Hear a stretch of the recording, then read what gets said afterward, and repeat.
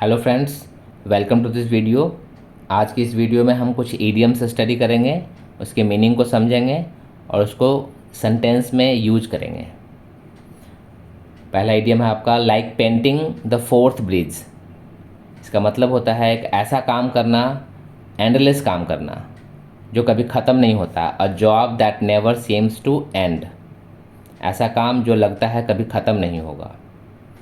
इसका ऑरिजिन को थोड़ा सा समझते हैं। ये आपका रूट वर्ड इस ईडियम में आपका फोर्थ है।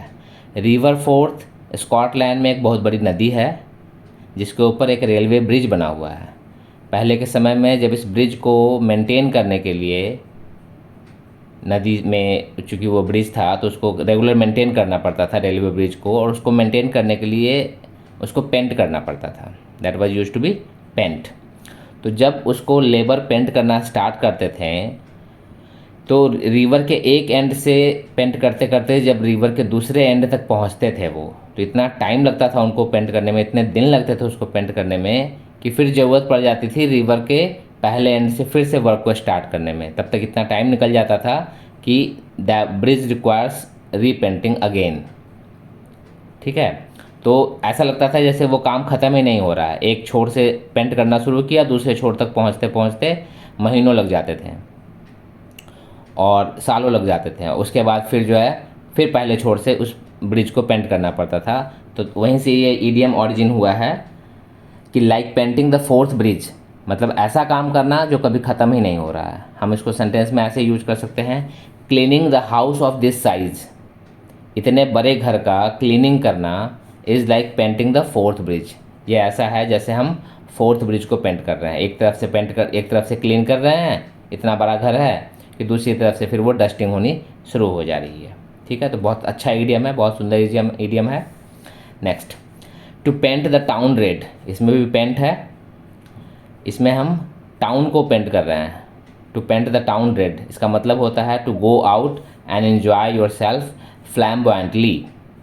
फ्लैम्बॉयंटली बहुत अच्छा वर्ड है, बहुत जोश से, बहुत उमंग के साथ, बहुत मौज मस्ती के साथ उसको फ्लैम्बॉयंटली कहते हैं। तो जब हम बाहर जा कर के जब हम बाहर जा कर के एंजॉय करते हैं बहुत ज़्यादा शोर शराबे ढोल नगाड़े के साथ, ठीक है, तो उसको कहते हैं हम कि to paint the town red. पूरे शहर को लाल पेंट कर दिया, है ना। ऐसा लिटरल मीनिंग है, बट इसका मीनिंग है बाहर जाकर बहुत ज़्यादा मौज मस्ती करना। किसी बहुत बड़े ओकेजन पे ऐसा हम करते हैं, जैसे इंडिया वर्ल्ड कप जीत जाती है कभी, है ना, उस मौके पे ऐसा होता है। सेंटेंस भी आपका वैसा ही है कि when India won the world cricket, the first cricket world cup. जब इंडिया ने पहला क्रिकेट का वर्ल्ड कप जीता या दूसरा भी जीता, है ना, that hardly matters, the youth came out. तो यूथ जो है, जो युवा वर्ग है, वो बाहर आए and painted the town red. खूब मौज मस्ती किया, खूब सेलिब्रेट किया उसको। ठीक है, तो very good idiom, to paint the town red. Next idiom है आपका to show white feather. To show white feather. Feather मतलब पंख होता है, पर होता है। टू शो कोवार्डिस, कायरता दिखाना।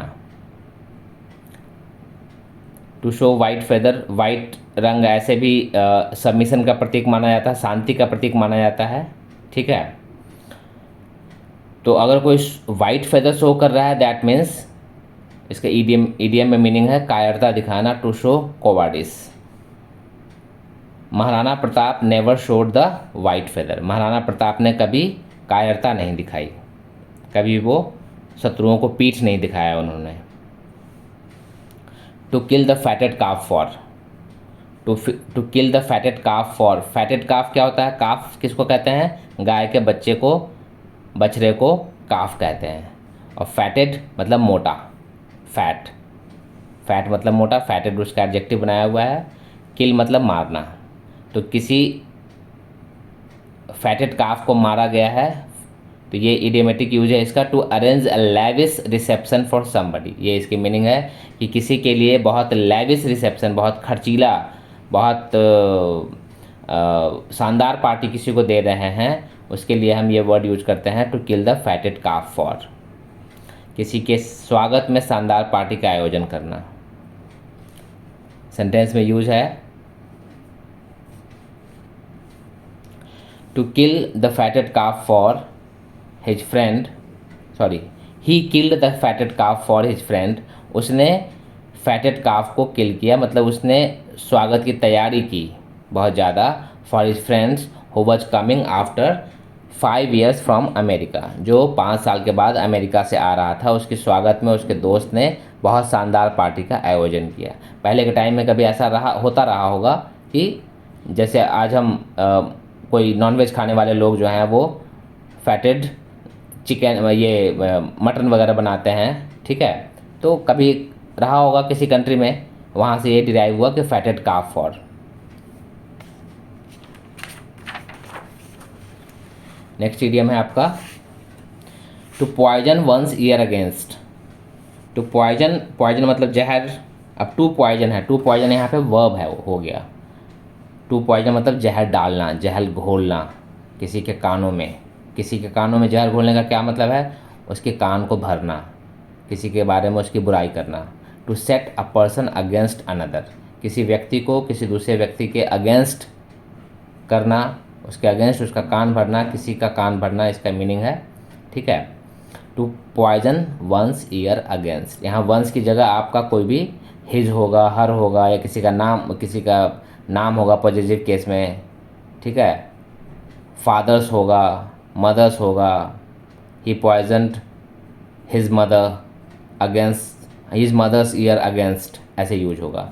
जैसे यहाँ सेंटेंस है he has poisons the ear of my boss, उसने कान भरे हैं मेरे बॉस के, अगेंस्ट मी, मेरे खिलाफ। उसने मेरे खिलाफ, मेरे बॉस के कान भरे हैं, मेरी बॉस से मेरी शिकायत की है, उसके ईयर को पॉइजन किया है, ठीक है।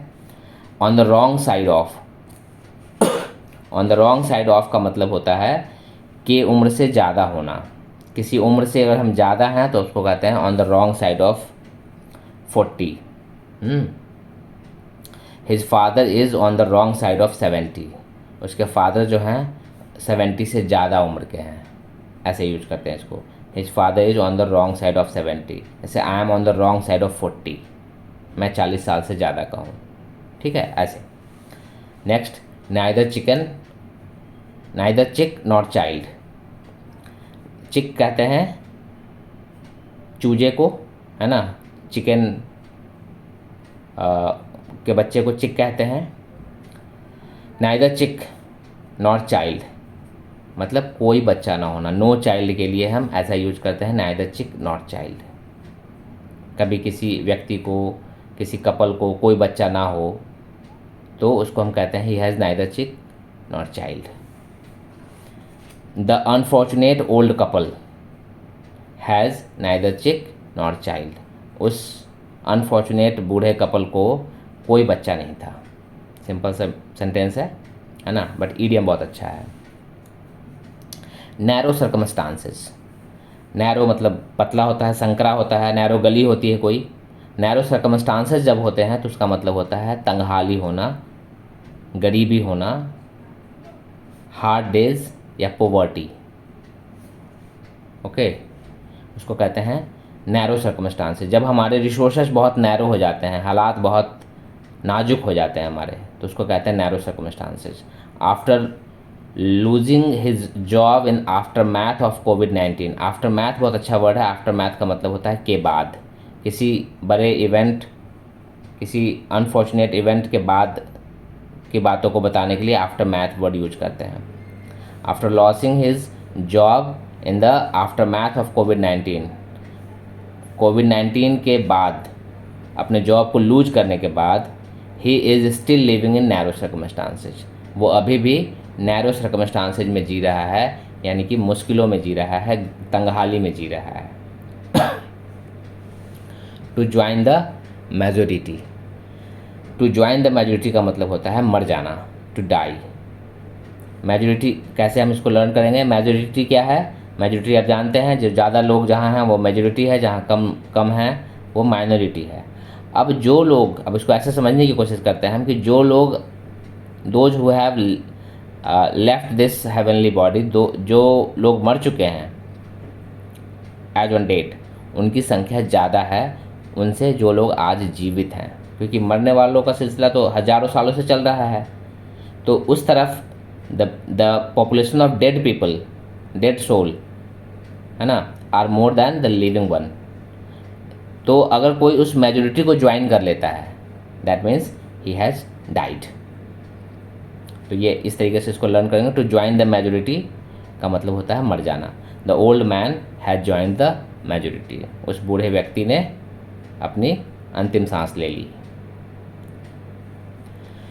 विदाउट राइम और रीज़न, विदाउट राइम और रीज़न, राइम किसको कहते हैं?